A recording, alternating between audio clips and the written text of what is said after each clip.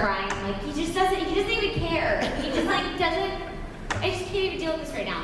But anyway, as I'm watching it, I'm like, first of all, is that what I look like when I speak? That's a problem. Because I'm not used to watching myself while I record or make weird reaction noises. That's the other thing. I never want to know what people see through that window. It's terrifying. So I do a panel on efforts and reactions, and I tell everyone in the panel, you gotta make the face. It's so good when like everyone's angry or I'm like, I do joking reactions. And I'm just like, joking the crowd there, I'm like dying.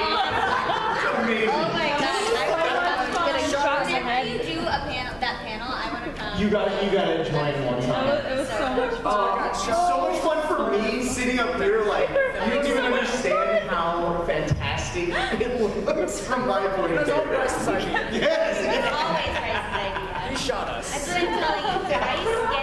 Bryce gets me into trouble. Like, Bryce is so nice, but everybody thinks, like, Bryce would never do anything to get anyone in trouble. He just does it behind the guys with a smile. And somebody said, you're the exact same way. Fair. It's very fair. Maybe he really is the son of Satan. Oh, maybe. He Maybe a little bit. is. He totally is. If you take a picture of me with Oh, the flash on, I guess that's right. From that perspective, that's kind of my responsibility, though. Yeah. Full circle. I'm stuck with that all day.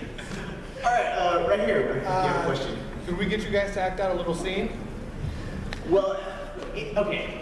There's no preparation when we do this. Yeah, disclaimer before we start. There's no preparation when we do this. There's no table reads or anything like that. We go into the booth, and actually, we never go into the booth together. We record things separate. So sometimes I record first, and I have to imagine how she would sound, and sometimes she records, and I can play off her. But we never practice anything. We just go in blindly and record. Yeah. And we always have a script there, and we always get to preview in Japanese. And if we mess up, which I mess up a lot, they just delete it and then you go again. Sometimes you think you did a good take, and the director will then inform you that you did in fact mess up. And that was horrible. Yes. I like the response like, yeah, let's just try that again. The other one that I enjoy is, good. No, it was good. It was good. Let's just try it again. You do it again. He's like, that was bad. Yeah, we can move on. I'm like, so you hated the first time? It was fine, Cherami. And like, the button goes off. I'm like, he hated it. He hated it. And now fitting the flaps. And now, and now with some emotion. I'm trying to see what, like, I don't even know if there are any okay, scenes. if you can find a scene and the script, we can play out that scene. So I'll give you guys some time, and if you find it, then we can play it out. Let's avoid 16.5. Challenge accepted. As long as it's not 16.5, I just heard that. Yeah. You're not playing at 16.5. You can watch the panel on YouTube. There's about 5 clips of it with Bryce and I discovered 16.5 because someone said, you've got to just read it. I was like, okay, it can't be that bad. So I read the first 2 lines, I'm like, Bryce, we're not doing this. And then I skipped, I was like, well, we talked about it, we're like, maybe we could do a panel and like change some things up and like make it funny. I like read through parts of it. Did not read the whole thing. You don't have to know where it's going. And I was like, we will never be able to clean this. Yeah, I was like, we could do this with like our plushies. We could just act it out. And she's like, I think my response was like, I just bought this plushie. Don't you ever say those things around her? And I like covered her ears. Keep your kitty toe plushie away from my Asta plushie. I did a dramatic reading at a con a few months ago, and it was like 2 hours of 16.5. 2 hours of 16.5? They kept getting distracted. Oh, well, I can see how that might happen. Yeah, it was sad. That's what, when I was reading it, I was like, what is this, like 50 Shades of SAO? Basically, yeah. So we will not be reading that. I mean, you guys can read it all you want, but Okay, well, you're looking for a scene that's not 16.5. I'll go here first and then back over there. Yeah. In Art 2, the second game of SAO, people didn't like that Asuna turned into a damsel in distress. What's your opinion about that? I think that, first of all, I don't really look at her necessarily as a damsel in distress because has everybody seen it? Mm-hmm. Yes. All right. Yeah. Okay. I didn't want to be like, because she got out, and somebody would be like, what? Because she did find a way out. I mean, I feel like if you're in that situation, you're not just gonna, if you come off a little too brazen in the beginning, you might upset the person and they could slice your head off. So I think she was trying to like find a way through. And also, I've never been placed in a very large bird cage before. So, but I would imagine you gotta formulate a game plan. Just jumping out of that is not gonna be a good situation. So I didn't think of her as being a damsel in distress. I thought of her as being somebody that's like, crap, this happened. I need to, first of all, let it soak in and figure out what happened. You gotta deal with the shock situation. You gotta deal with where you're at, what's happening, how you're gonna get out of it, what you're doing. And that takes time, unless you're like, I don't know, a robot. So I think it was just a different arc for her. I also think that she went from being like a warrior to having the whole romantic arc, and that's kind of a difficult thing, I think, as a female, finding the delicate balance from being like an independent female and then finding that you're half of a relationship whole and finding out what the balance is. So I think there's a lot of that stuff that went in, and there's no easy answer. But if she was a damsel in distress, she would have just like sat back and been like, dude, save me. And if you don't, I guess I die here. That's what I was She gonna did not say. do that. I don't quite understand that because I see her as a very strong female character. Because she never gave up when she was held captive, and she was, weak in that game. She wasn't her same self as she was in SAO. Yeah. So. Spoiler alert. Yeah, she wasn't the same character that she was in Einkrad. So I saw her as a very strong female character, and I didn't quite understand, even going through the show, multiple times, I still didn't pick up on that. So I'm not quite sure. I guess I can get where people would see that. I mean, she was like wielding the sword, she was so tough, she could get out of everything, and I think she kind of rivaled Kirito's strength in the first game.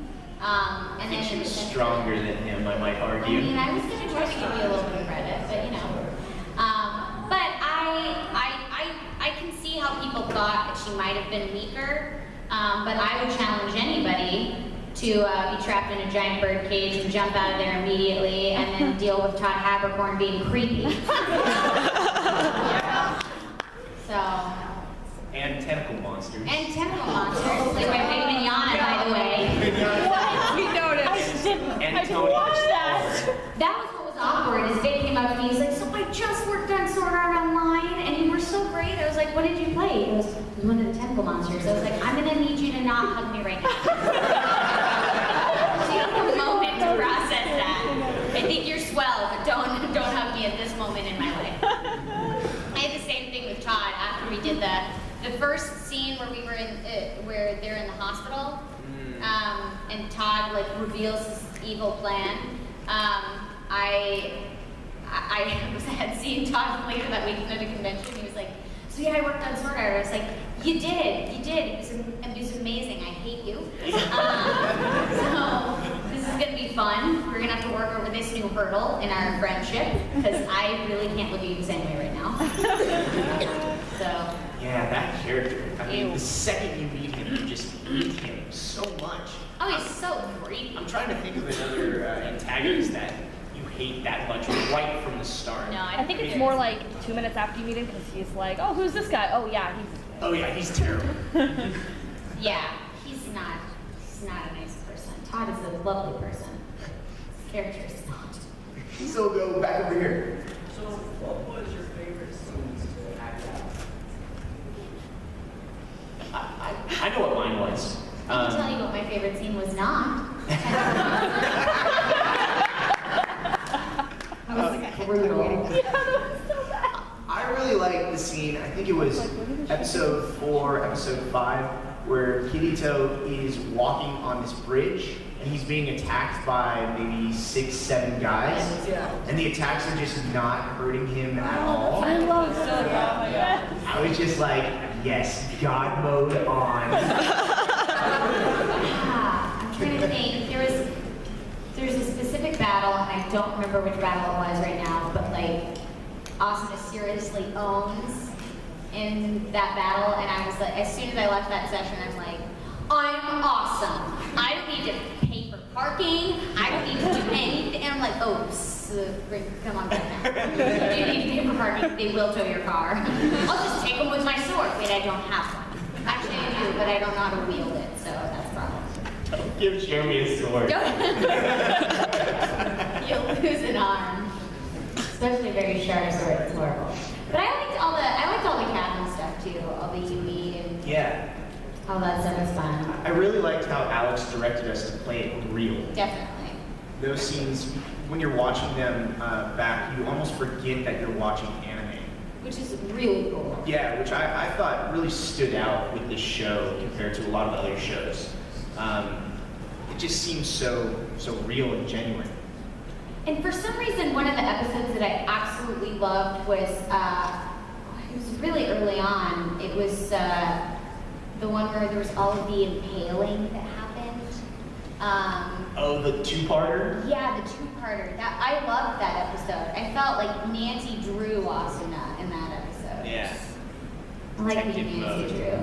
I like doing the beater laugh also. Because I think they took like some of my actual laugh and kind of like blended into that. They had Like, to. when I get going, I just kind of like get to that kind of, I don't know, that cackle.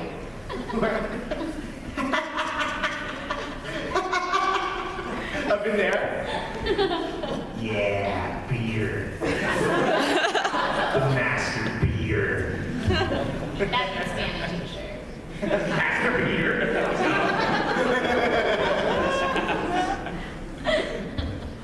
Okay, there's another question back on this side, I think. No? Okay. Imagine that. It's kind of hard to Alright. find English scripts, by the way. I don't think they release those online. Yeah, they are tough to find. Question right here? Yeah. Each one of you take your total, or when you take Asuna, and take another character that you guys voice act. Imagine a conversation. Well, how would it go? Oh my goodness.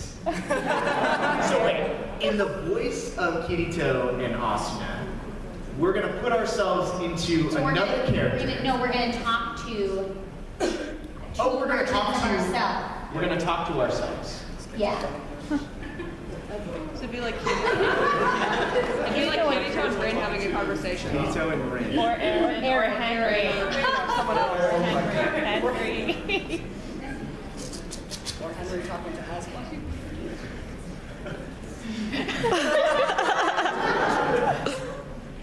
Henry, if you die in the game, you die in real life. Ooh, what do you think that would be?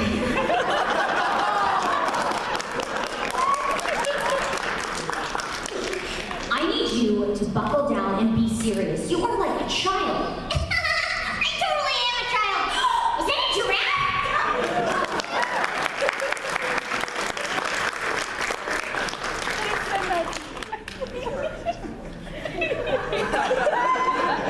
That only makes you feel a little crazy. Talking to yourself.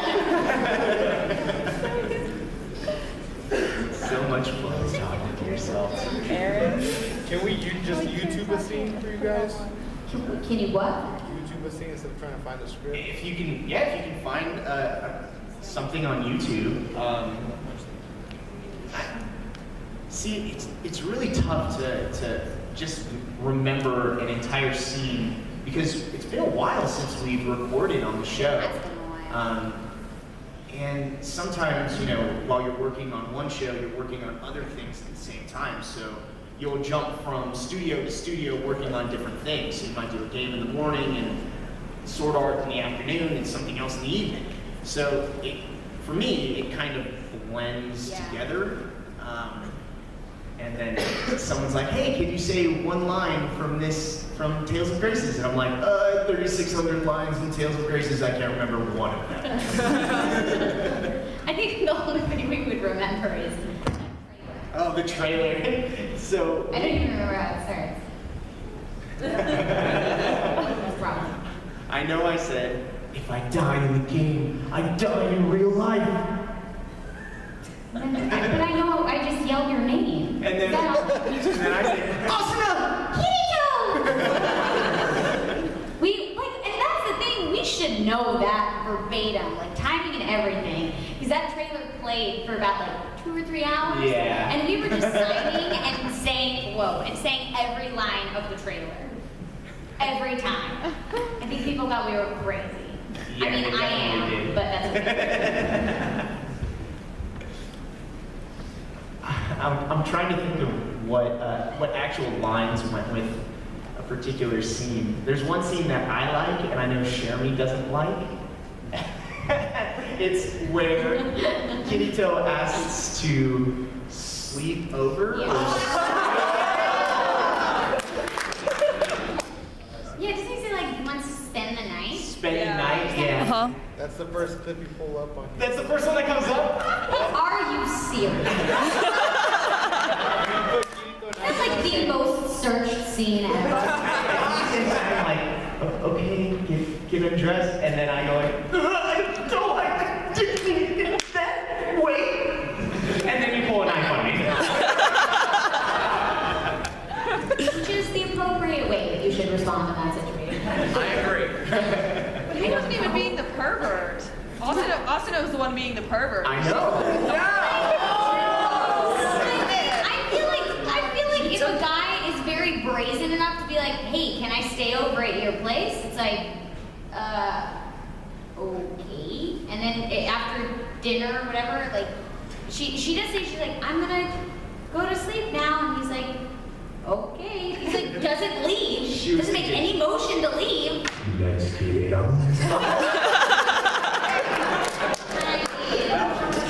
They bonded.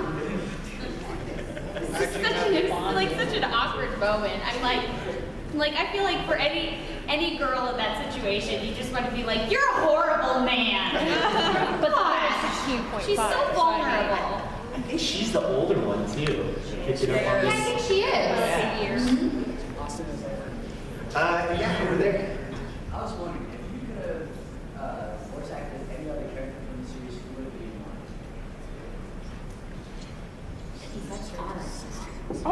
Agiel.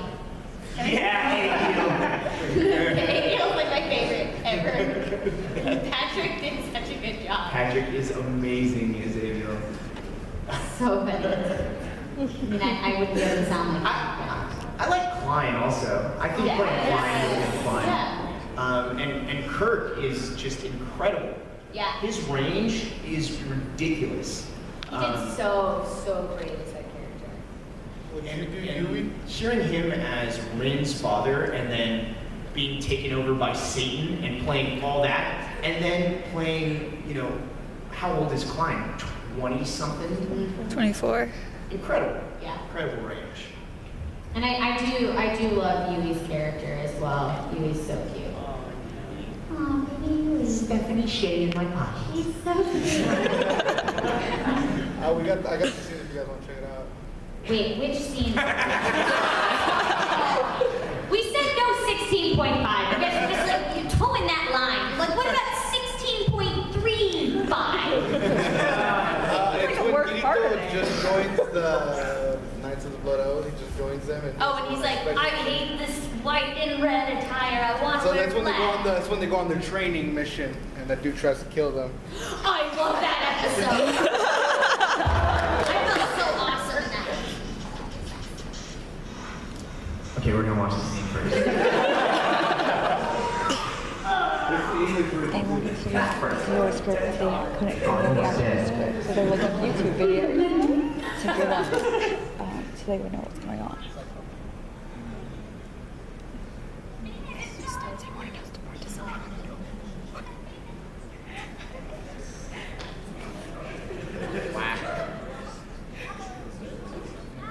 This is happening.